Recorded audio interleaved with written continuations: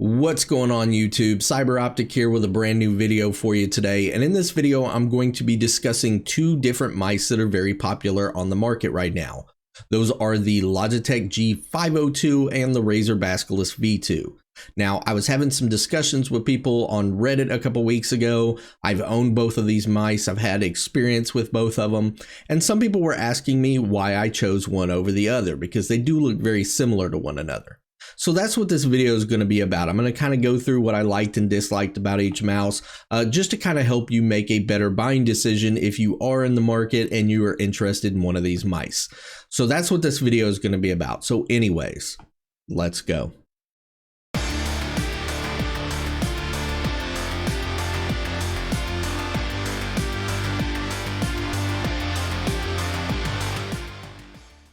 So to start this video off, I want to start by saying that there's always going to be a difference of opinion when it comes to things like this.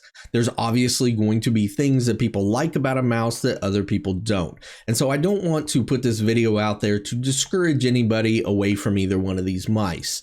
I'm only making this to kind of share my own personal experiences, the things that I disliked and liked about the mice, so that you can make a better buying decision. Now, full disclosure, the mouse that I actually choose to play with is the Razer Basilisk V2.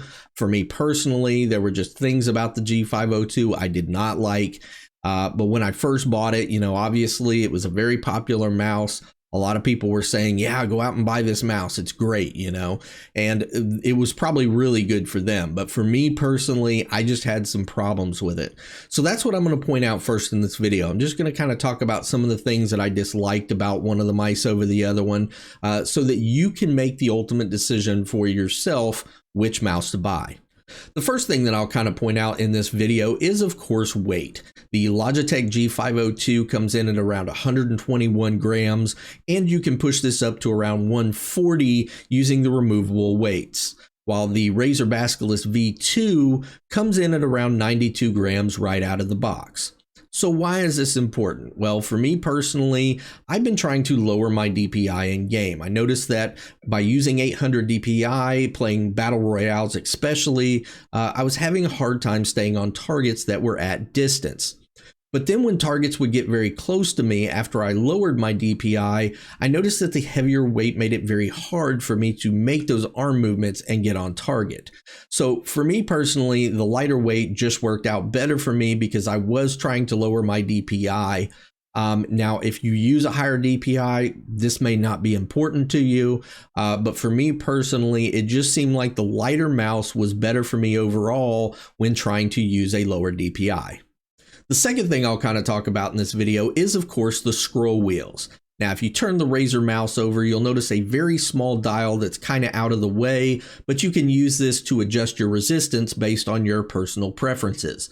I really liked this design. It was out of the way, and I never ever engaged it while I was using the mouse. The Logitech design, however, was completely different. You actually have two modes. You can either use it in a tactile bump type mode, or you can hit a little button that's right behind the scroll wheel, which turns it into a free scroll mode. Now, the free scroll mode is actually kind of nice if you're browsing websites or something, but what I would run into is that sometimes in fights, I would bump my mouse down or I would accidentally hit that button, causing it to go into free scroll mode right in the middle of a fight. So I would be trying to switch weapons. I'd be going from my first weapon to my secondary, and I would accidentally scroll past the secondary and back to the weapon that didn't have any ammo in it, causing me to die. So I just felt like Razer did a little bit better job of their design on the scroll wheel. Again, this is just my own personal opinion. You may like the free scroll, but for me personally, it was just something that I kind of had a little bit of a problem with. The third thing that I'll talk about when comparing these two mice is, of course, their DPI up and down buttons. On the Razer mouse, these are very small and they're located behind the scroll wheel, and I hardly ever have a problem with hitting one of these buttons while I'm using the mouse. On the Logitech, though, they decided to put their DPI up and down buttons right next to the fire button, and I would find that sometimes I would hit these by accident right in the middle of my game. Now, since then, I usually turn this completely off. I usually don't use a DPI up and down. I keep the same DPI on all the time. So if you're like me, this probably isn't going to be a problem for you. However, if you are one of those players who do like to change your DPI occasionally, whether it's in game or whether it's in between games, this is definitely something that you'll want to consider if you're going to purchase one of these mice. The fourth thing that I'll kind of point out when comparing these two mice are, of course, the cables that they come with. Now, this is a very small detail. Some people don't really care about the cable. A lot of people prefer to use wireless mice anyways. But if you are like me and you like to use a mouse with a cable on it, this does make a little bit of a difference. The Logitech cable is very heavy. It's very noticeable. I do feel it sometimes when I'm moving the mouse around. The cable on the Razer, though, is very lightweight, and I hardly ever notice that it's there. I almost feel like I'm using a wireless mouse because this cable is so light. So if cables are something that are important to you, then you're definitely going to want to go with the Razer on this one. The fifth thing that I kind of wanted to talk about when comparing these two mice is, of course, the DPI clutch. And this is where I felt like Razer fell a little bit short. On the Logitech, there's a really nice button on the side of it. It's very easy to get to, and I don't normally have to readjust my grip in order to use the DPI clutch. On the Razer, it comes stock out of the box with two different paddles, a shorter one and a longer one. But even with the longer paddle on the mouse, I still have to rearrange my grip every time I want to get to the DPI clutch. Now, since then, I found a third party who makes extensions for this paddle, and I've put it on the mouse and it's not a problem anymore.